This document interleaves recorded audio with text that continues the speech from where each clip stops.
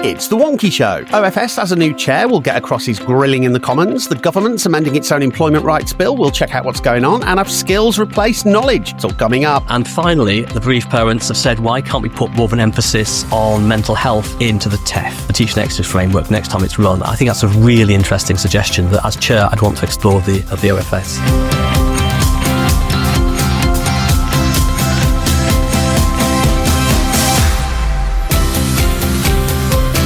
Welcome back to the Wonkhe Show, your weekly range of this week's higher education news, policy and analysis. I'm your host, Jim Dickinson, and here to reflect on the news this week, as usual, three terrific guests. In Bristol, Brooke Church, she's Chief Executive Officer at GuildHE. Brooke, your highlight of the week, please. Hi, everyone. Yeah, a highlight of the week have to be kind of two, but really the highlight is diving into my specialist members. I spent Monday exploring Falmouth University with the lovely Emma Hunt and her team, and then yesterday I was just with the Landex conference talking all things land-based. So a fun week in specialist world. Fantastic. In Leeds this week, Neil Mackenzie is Chief Exec at Leeds Beckett Students' Union. Neil, your highlight of the week, please. I had a brilliant couple of days with a group of SU Chief Executives, came together in York to talk about the issues facing the sector. Great to meet up with some people I hadn't seen for a long time, some people I had seen a lot of, and really getting into some of the things that we're thinking about in the sector. And it's just come back with a lot of energy from it. So that's been great this week. Great stuff. And in Woking this week, David Kernohan is edit the script properly, Jim. And in Woking this week, David Kernohan is Deputy Editor at Wonkhe. DK, your highlight of the week, please. Hello, Jim. Not so much a highlight per se, but I have an appointment to give blood on Friday, and I just want to remind all of our listeners to make an appointment to give blood because it's a good thing to do. Great stuff. So yes, we start this week with OfS. Nottingham Trent VC Ed Peck is to be its new chair, and he's been interviewed in the Commons this week, DK. Yeah, so this was Edward Peck, who is currently the government's nomination for OfS chair. It's not been confirmed yet as at the time of recording. This was the chance for MPs in the Commons Education Committee to basically ask him about stuff. Now, the big interest from the sector on this is it's the first time we've had an actual Vice-Chancellor, somebody with an experience of leading a higher education provider as a chair or chief exec. And there's been a lot of hope that an appointment like Edward Peck would help OfS to better understand what's going on in the sector and the kinds of pressures that people are facing out there. Now, as you'd expect, he did keep his cards rather close to his chest. There was no big, huge news lines coming out of it. He's not going to be a radical chair in the same way as, say, Michael Barber was originally. But he did make some interesting noise about burden. He wants to give the OfS the chance to become as lean as possible in what it does. And he had been doing a lot of thinking about institutional finances as well that I'm certain we will get into in conversation. Great stuff. Let's hear a clip. I would seek a very urgent briefing with the Chief Exec of the OfS to understand what we've learned about the financial position of the institutions where we are currently, as I understand through the OfS, putting in consultancy support to get a really good assessment of how they're performing financially, those that are most financially precarious. And I'd want to know the extent to which those universities have done all the things you do as an organisation when you face financial pressures. There are 5 or 6 things that routinely you do. To what extent have they been done by those organisations? So to what extent is the financial pressure they're facing particularly acute because they haven't yet got through all the cost reduction measures that would have actually enabled to balance income with expenditure? And that's the first thing. Now, I think a lot of institutions are still on that journey, and they will get to a point where they can balance income and expenditure. However, there may be institutions where the market's changed so much and their business model doesn't let them do that there may be a requirement for further intervention. Well, fascinating. Now, an outgoing VC, there will be allegations of producer capture rather than student interest. Surely, Brooke, some of those mysterious 5 or 6 things that universities do to balance the books aren't in the student interest. Well, given that we don't really know what those 5 or 6 things are, I would be careful about making any assumptions.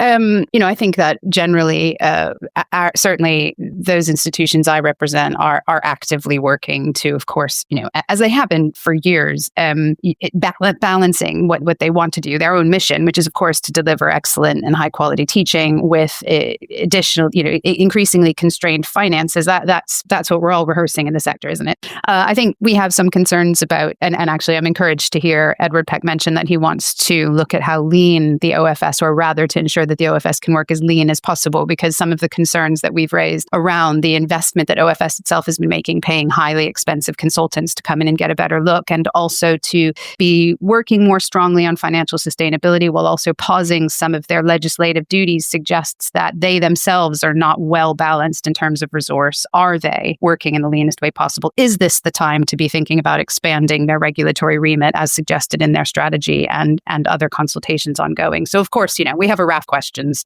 all of which we wait to find out more about as this process carries on. Yeah, that sounds the kind of thing that student union people talk about, isn't it? Interesting. Now, he also talked about campus protests. Let's have a listen. What would you say, and what would the OFS do if you woke up one morning and it transpired that there was a protest on a campus at a university in the UK in which students had said from the river to the sea and called for an intifada? I'd expect that university taking robust action to investigate those accusations, and if they were found to be upheld, to take action in line with their own disciplinary processes. I mean, I love the idea that OFS wakes up in the morning and then takes action about anything, Neil. But I mean, more broadly, there remains a set of expectations, don't there, from sort of MPs that OFS may or may not be able to sort of deliver on, both on content and on process. Yeah, sure. But I think what you've got there is a sensible answer. And I think what this is part of a piece of in terms of the recommendation for appointment, it feels like a restoration of kind of good governance and normal government. This is a sensible proposal, and that is an answer to someone who understands the sector and understands the role of the regulator to say, I would expect to understand that the university has followed its procedures. I would be checking on that. And if it's upheld, that I would then do something. I would make sure that they'd followed their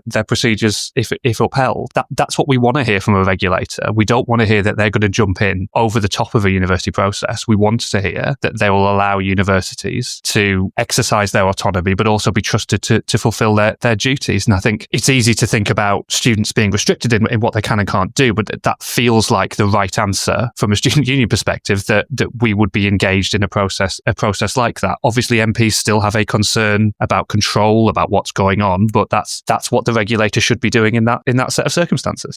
Yes, this, I mean, in some ways, it's in marked contrast to when his predecessor, James Wharton, gave a couple of interviews to the Sunday Times before he'd even sort of got the job about, or Sunday Telegraph, I think it was, about free speech and so on. Let's hear him on regulatory burden, shall we? The House of Lords Industry and Regulators Committee, I think, made some very important points, particularly about regulatory burden, which I think the OFS have to take very seriously. And I would be looking, were to be appointed, to explore the extent to which the OFS has really been rigorous in taking the leanest approach it can to the way in which it approaches regulation. And also, has it followed the key principle of the regulator's code, which is to be risk-based? Now, DK, if you were on Mastermind, your specialist subject would be the Lords Committee's report and then Behan's report. So, thoughts? Yeah, I mean, this is, again, this is Edward Peck just going along with what has previously been said.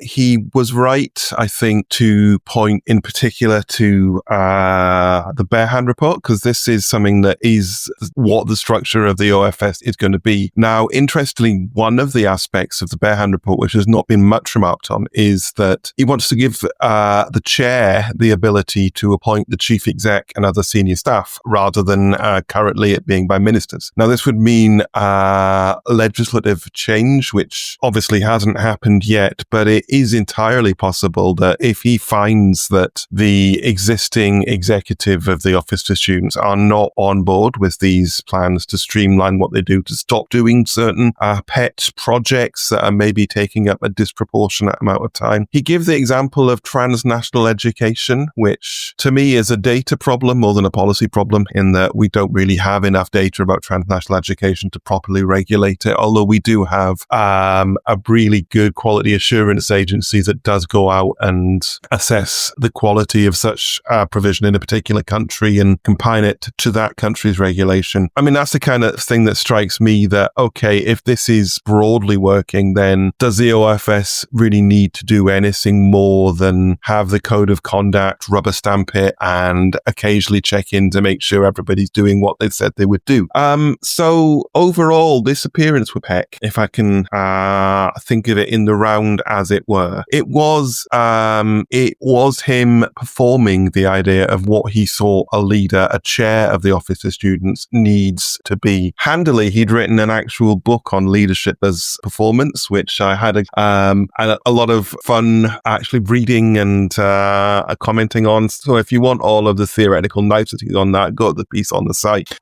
He was performing the idea of a leader as continuity. He's not really looking at any radical changes. He's not really looking, as Barber and certainly Wharton did, to position himself in opposition to the sector. And he's not looking, as perhaps Barehanded, to position himself in opposition to what had previously happened. He is kind of dampening expectations of the idea of regulatory capture that you mentioned right at the top by explicitly referring to these parliamentary and governmental reviews, which have said basically, yeah, there is a risk of governance capture, of government capture as opposed to sector capture. I mean, just to remind people of the place that the Office of Student is actually in, it was a really interesting performance, I think, on that level of the way he expects to lead the Office for Students. Now, obviously, one of the things he's been sort of heading up on behalf of the government, actually, the previous government and this government, is work on mental health, work outside of OfS. Let's have a clip of that. And finally, the bereaved parents have said, why can't we put more of an emphasis on mental health into the TEF, the Teaching Executive Framework, next time it's run? I think that's a really interesting suggestion that, as chair, I'd want to explore the OfS.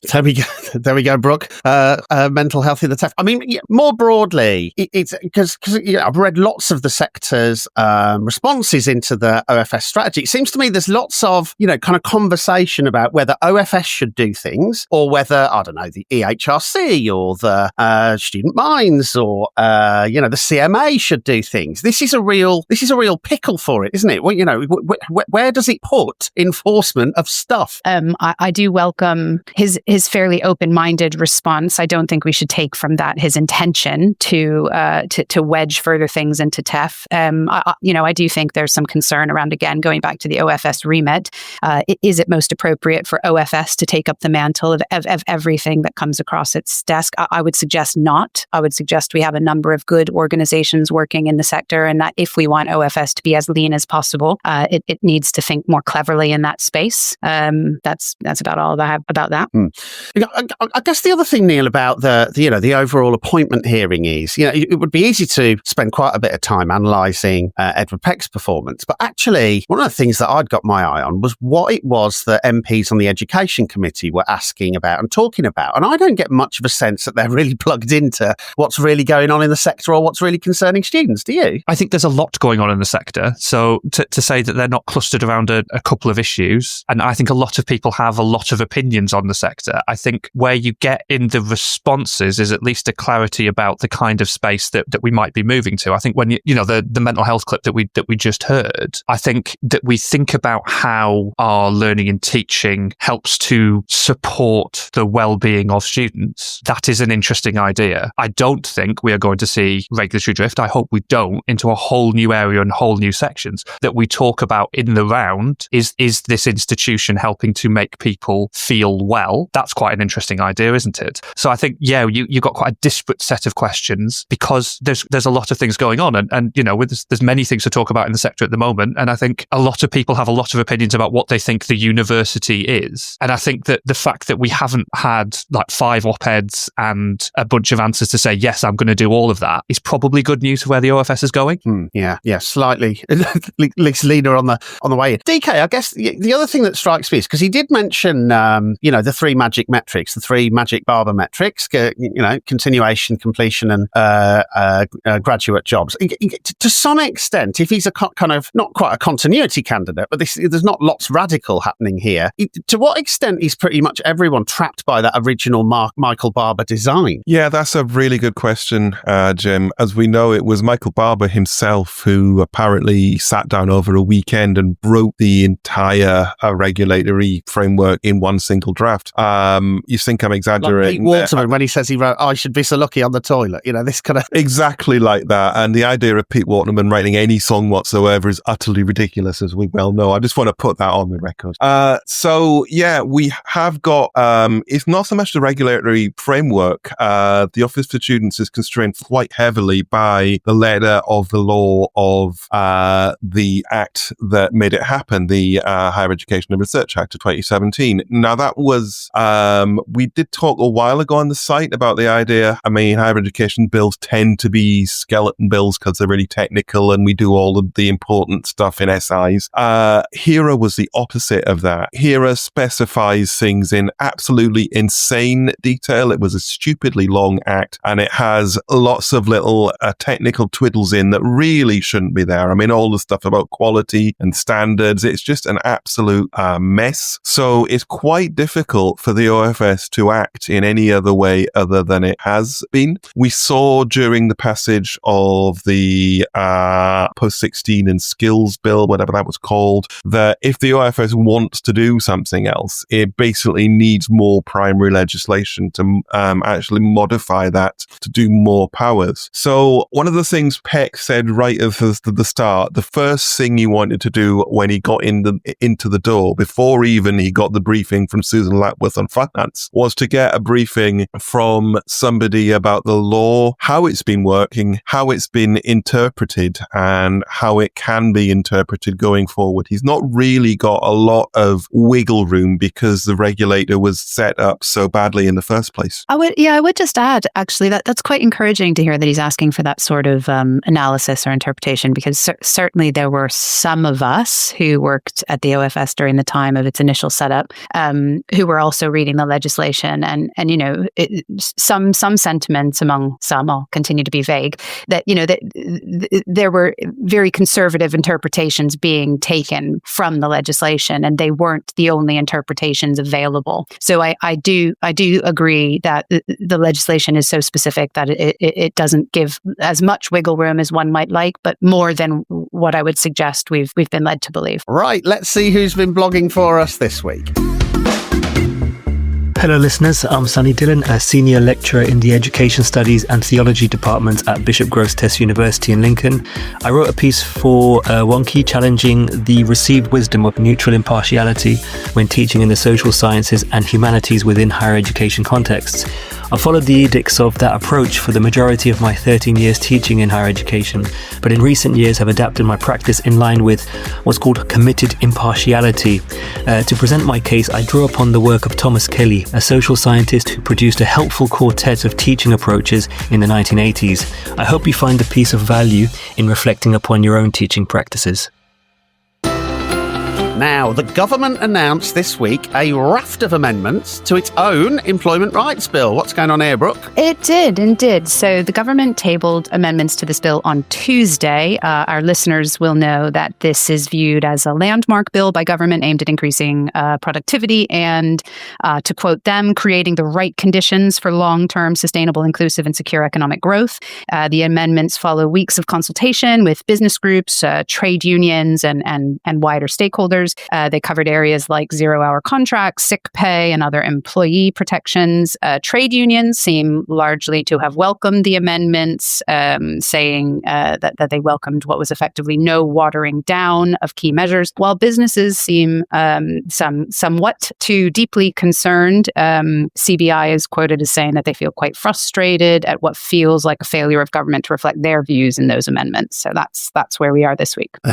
Everyone playing their usual roles. Now, Neil, I guess, one of the real concerns in the bill when it was published was this stuff about seasonal work and zero or low hours contracts. Just take us through that. Yeah, so when you think about students and temporary and term time and 0 hours and what's genuine 0 hours, what we've always been hearing is the move away from 0 hours contracts. And that seems a very simple phrase, but it's actually very complicated in its application. So when looking to guarantee minimum hours, it looks like that there will now be some amendment to allow for temporary. We don't see the word student in there, I don't believe. So we may have some concerns about exactly how that comes across, but it looks like there's an acceptance that some roles genuinely are temporary and that there will be exceptions granted for that, which seems sensible. And then, in terms of on-campus work and student unions and things like that, the way that our bar works, we're doing everything that we can to give those students minimum hours at the moment.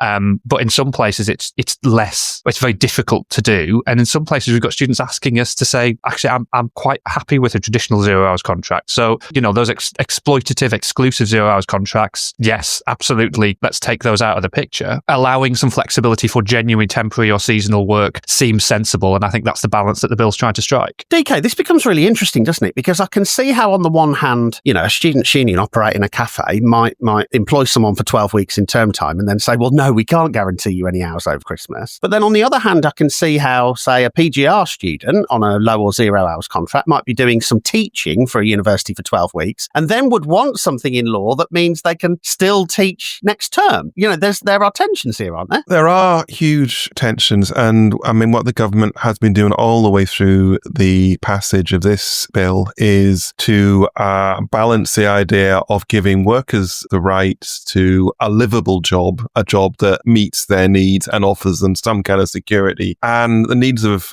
employers in order to employ the staff they need to do the things that need to be done. And we've had a belated recognition that some things that need to be done do not have to be done all year. Now, as the government has dug deeper into this, as it's got the representations and the amendments, it has had to learn rather quickly that some jobs are just weird. They're out of the ordinary.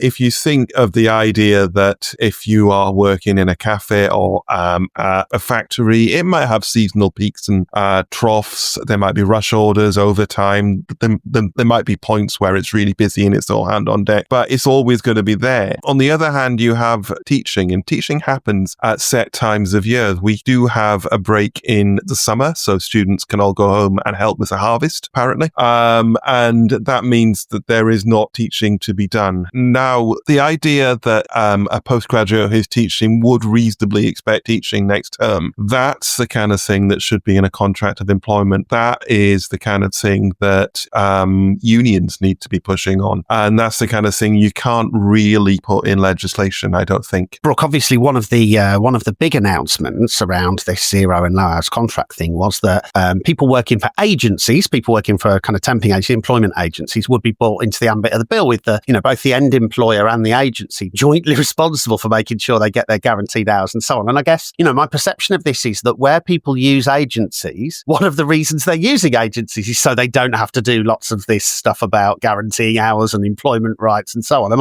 I missing something? I don't think so. I mean, I think that's probably one of the reasons for maybe the most cynical employers, but I think a lot of the use I've seen of agency workers is because you can't find someone within the suitable time frame, or you need them for a shorter period of time. So you have a bit of a gap. Maybe somebody's on maternity leave, or and you have finite resources to try to balance. And I know, of course, agency workers are sometimes more expensive. So it's not a sustainable plan, and that's why it does function well for the short termism that many employers face. I mean, I think this employment rights bill at times feels a bit schizophrenic, if I'm honest. I feel like we want to have our cake and eat it too. We want to have the flexibility to recognize that some people want flexible work, but also give everyone the protections that they'd want with full-time contractual work. I mean, I think in terms of the sector and those who might be postgraduate teaching, I think, like as DK says, that employment contracts can make a lot of this clear. And so I suppose some of it makes sense, and some of it I wonder, what is the problem we're really trying to solve here? And is it reasonable to solve it through legislation? I'm not sure. Neil, I guess one of the things that, I've said this a couple of times on the site actually, is that if you go into the election and you have nothing to say on student finance, and one of your answers to Martin Lewis on student finance is, well, we're going to put the minimum wage up, you're a government that is basically saying we are expecting students to earn while they learn. But it doesn't feel like this is a set of proposals that has had it at any point until this last minute kind of earning and learning in mind, does it? One of the things I often say is there's a number of European countries that have dedicated student employment frameworks with dedicated student employment contracts, but none of that is here, is it? No, I think that's very fair. And we know that the majority of our students work. They're working increasingly long hours. I think there's been some fascinating work that you've detailed on the site and at events when you look at the type of jobs that students are doing, and the people who are really at the thin end of the wedge that so often are international students who are in jobs a long way away from campus, who may not have a full understanding of their rights either. And there are some key protections in there that will help. But no, I don't think students have been specifically thought about. I think it's come out incredibly clearly in our work. in terms of the listening we've been doing to students, that one of the priorities our students, both home and international, want us to work on is part-time work. And that's both being able to find jobs, but more importantly, finding jobs that balance alongside study and making sure that their rights are protected in those jobs. What is a good part-time job?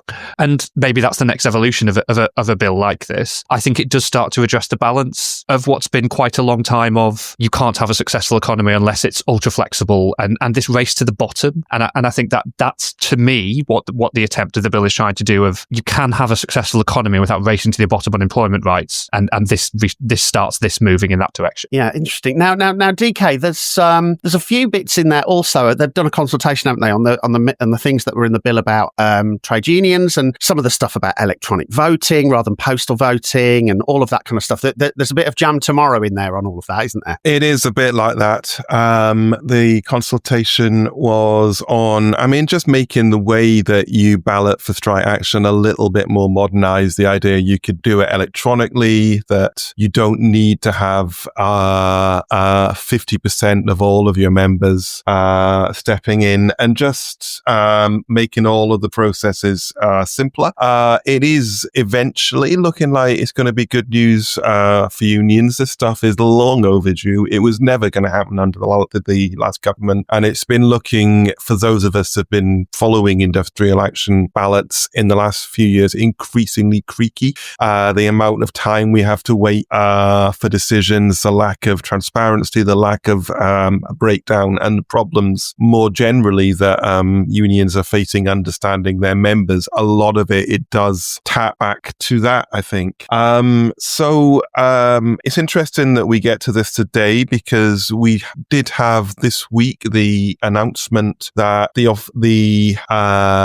University and Colleges Union are not going to be balloting for strike action over the 24-25 pay deal. They're going to be saving their power for 2025-26, and they're going to be putting in the idea of job protections and of no compulsory redundancies into the pay claim, which is, I'm not sure whether it fits in a pay claim or not, but they're going to have a go. We also had news this week from Unison, who are also a campus trade union and have been balloting in 75 campuses for industrial action on last year's pay deal. It turned out they only managed to get the required majority in 4 of these campuses, so it's not exactly going to be widespread action. And giving the expense, which hopefully this is another thing the changes to legislation will address eventually, they have lost quite a lot of money to find out that their members are not really up for that kind of level of sustained industrial action in such uncertain times, which you could argue they probably should have known already by asking their members, but we are where we are. Yeah, now, student health, student employment, all sorts of stuff we'll be talking about at an event in a couple of weeks. Here's some fella to talk about it. Hello, it's Jim from the team here with news of our exciting student experience event in March. UKHE has a great reputation, but as the resource envelope tightens, it's not clear that what's been sold to students as a higher education experience can compensate for high costs, overcrowded facilities, and stressed out academic and support staff. The result? Widespread health and well-being issues, stubborn awarding gaps, and the erosion of opportunity as demand for higher education begins to slip. Some say the future lies in a great unbundling, but in truth, reports of the death of the full-time 3-year degree have probably been greatly exaggerated. So with a new government, a renewed commitment to access and student success, and a regional regeneration agenda, there's an opportunity to build a different vision for a full-time student experience that acknowledges that students are citizens too. They're passengers, clients, patients, employees, voters, parents, volunteers, and taxpayers, each with their own distinct needs and future potential. So as our unique student experience event returns for its 7th year, we'll try to climb out of the doldrums over the student experience debate, asking the question, what would it take for the UK to offer the world's best student experience? We'll get beyond trying to discern the student interest and work towards an ambitious, positive vision for students' participation in higher education. We'll also spend some time interrogating some of the wicked problems associated with particular groups of students in HE. Disabled students, PGR students, students who live locally or less locally to their campus, and the students whose work-based learning means that even the word student, let alone the policy surrounding them, can seem alien. On the day, we'll round up key findings into the student experience from the past year and launch exciting new findings on the student experience beyond the classroom. It's the essential event for anyone working on policy and delivery for students. That's The Secret Life of Students at the Shaw Theatre in London on the 18th of March. We can't wait to see you there. Tickets and more details on wonkhe.com. Now, finally this week, is higher education policy making still interested in knowledge, Neil? That's the question we've been asking on the site this week. So yeah, there's a really interesting long read on the site from earlier this week, covering the background and potential for policy development around, this tension or this perceived tension between skills and knowledge. I think the focus for all of it and the reason why it keeps coming up is this attempt to solve this productivity puzzle in the UK economy and Western economies post 2008. We've been plagued by low productivity and anemic economic growth. Universities are sometimes seen as part of the answer, sometimes part of the problem, or sometimes just not in the debate at all. And I think that what the piece really helpfully explains to us is looking at how the focus and the rhetoric is moving more towards a discussion of a skills framing where knowledge was where everything was in 2016. It's really important while the sector's awaiting the details of what Skills England is going to be, and while we eagerly await a white paper before the summer. Where does lifelong learning entitlement fit into this? And will the role of universities be more defined in terms of their response to Labour's missions, and particularly that economic growth mission?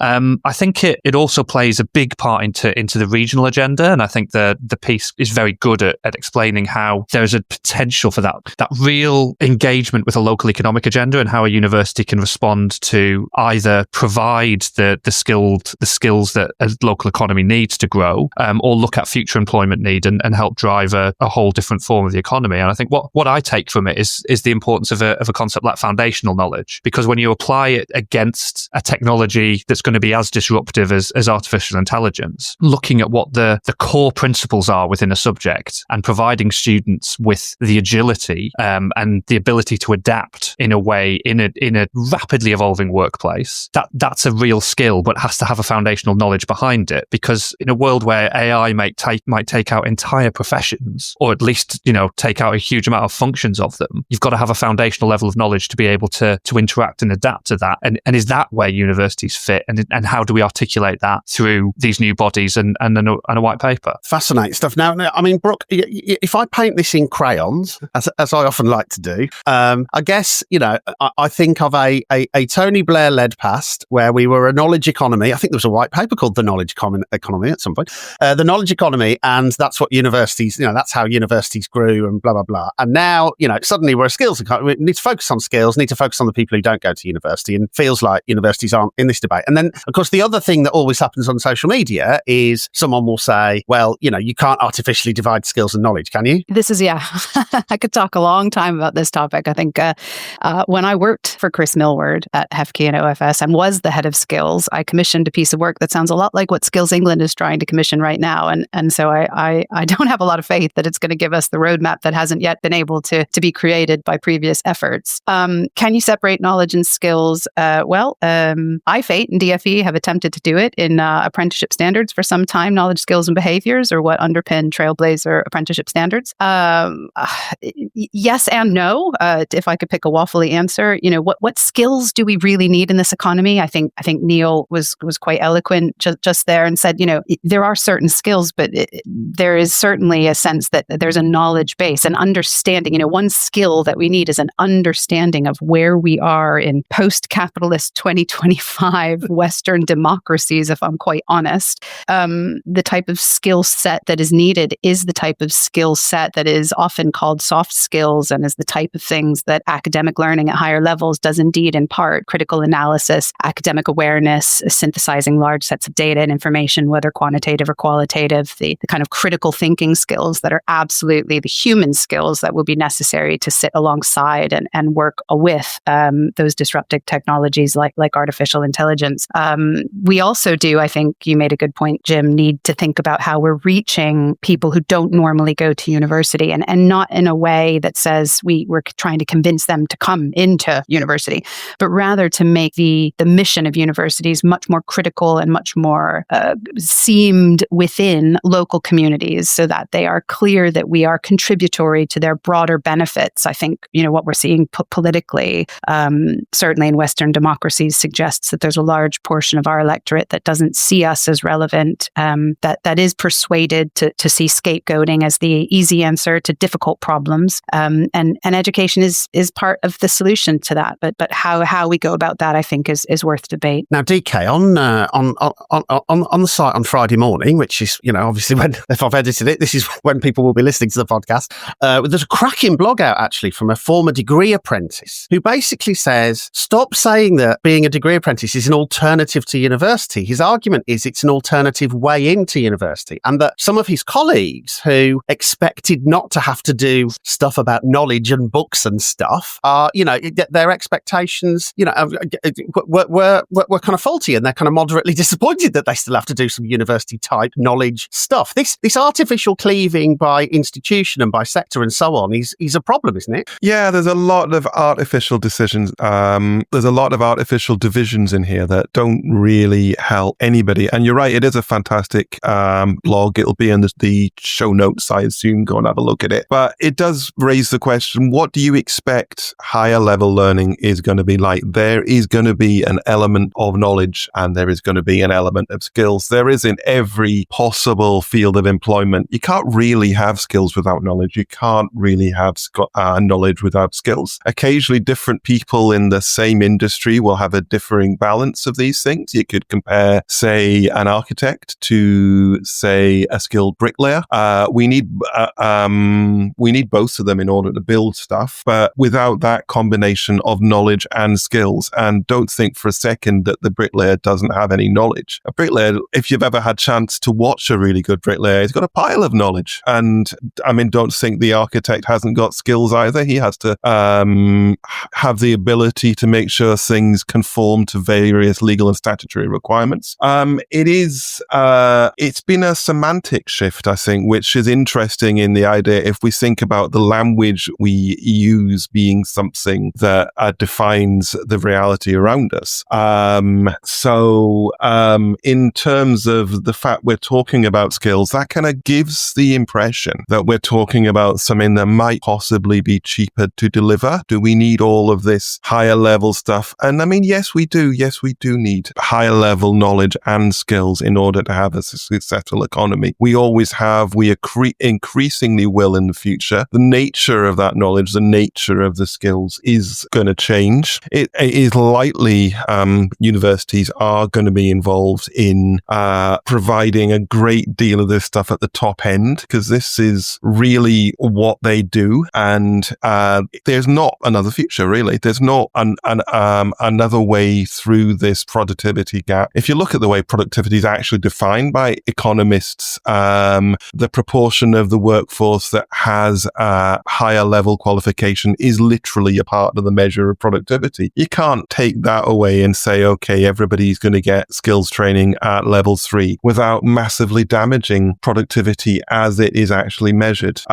So there's a lot of language in here, but as to how it comes back down to the realities of what employers do, of what workers do, of what universities do, it's a lot harder to nail down. It's a messy and complicated area, and it's probably, as I think that it was put rather nicely earlier, it's always going to be. Neil, there's obviously this miserable debate in the UK about the kind of future of the workforce, declining birth rate. No one wants to have the honest conversation about immigration, all of that kind of stuff. But I was talking to a student leader the other day, not one of yours, just for absolute clarity, not one of yours, who was saying, right, so, I've come from India, I'm doing my PGT, I'm doing 25 hours a week at work, don't tell anyone that 5 of them are off book and cash in hand. But when I'm at uni, what I'm doing is I'm watching someone mumble their way through slides on how to do a SWOT analysis, and I was told it would be kind of practical and skillsy and applied. Is there a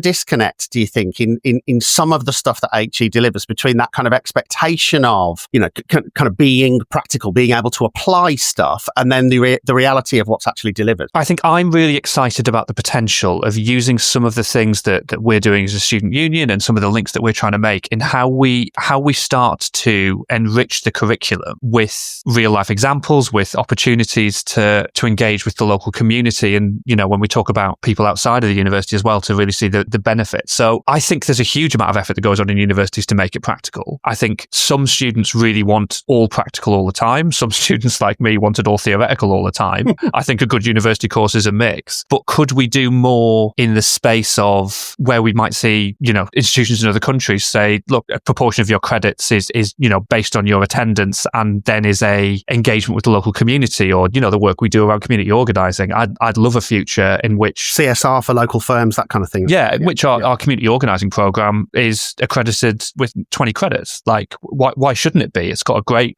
intellectual background. It's a really well-formed programme. If a student engages in that and puts the hours in and does the attendance, pass or fail in a year, why shouldn't that be accredited? That's part of the mission, and that's very practical, but also has a foundational knowledge underpinning it. And this is part of it, isn't it, though, Brooke? Because my guess is that actually quite a lot of that sort of soft skills, human skills, the social capital, lots of the stuff that we say is imbued by higher education actually isn't done in the curriculum. It's done in the student experience, and the student experience is under pressure because government's trying to make it more efficient. Possibly. I mean, I think it's hard to take the student experience out of the curriculum, if I'm honest. I think, in just the example that we talked about recently with the student leader talking about what it was like to be in the classroom, that is part of the student experience as well. Is being able to conduct a SWOT analysis a skill? Sure. How do you learn how to do that? You learn, and then you have knowledge of how to do a SWOT analysis. That's also, it goes back to your point, your question earlier. I'm kind of convinced now knowledge and skills are the exact same thing.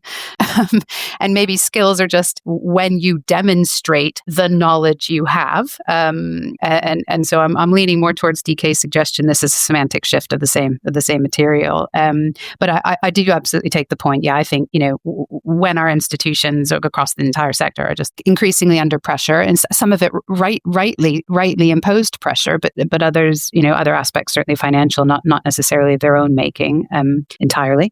It's difficult, but yet that's where we are. That's where we are, and we all need to reckon with the fact that the students of 2025 and the next 5 years have a certain set of expectations. Of course, we need to deliver what was promised in the words. We don't like that word at GuildHE, as we all know, but what has been committed to in terms of learning outcomes. But how you navigate that and what it feels like for student experience is a question. Also, one thing I've always talked about is how well are we helping our students to develop the language that they can use to talk about the knowledge they've gained, the skills they've developed. Can they leave their degrees and talk about the ways in which they have developed, enhanced themselves? I'm not confident of that, and I think that's often where they fall down in interviews or find themselves struggling to get those good outcomes for which they have been set up. Is partly it can be down to watching them struggle to articulate the ways in which they've developed knowledge and skills, and that's not their fault. I don't mean to suggest that. I think we let them down by not helping them understand what it is they've developed, what it is they've gained, and how they can talk about it in a useful way. So that's about it for this week. Remember to go in deep on anything we've discussed today. You'll find links in the show notes on wonkhe.com. Don't forget to subscribe. Just search for The Wonkhe Show wherever you get your podcasts. And if you want to get ahead of everything going on in UKHE, just click subscriptions on the site to find out more. So thanks very much to Brooke, Neil, DK, Michael, Salmon, who also makes the show happen. We'll be back next week. Mark will be here. Until then, stay wonky.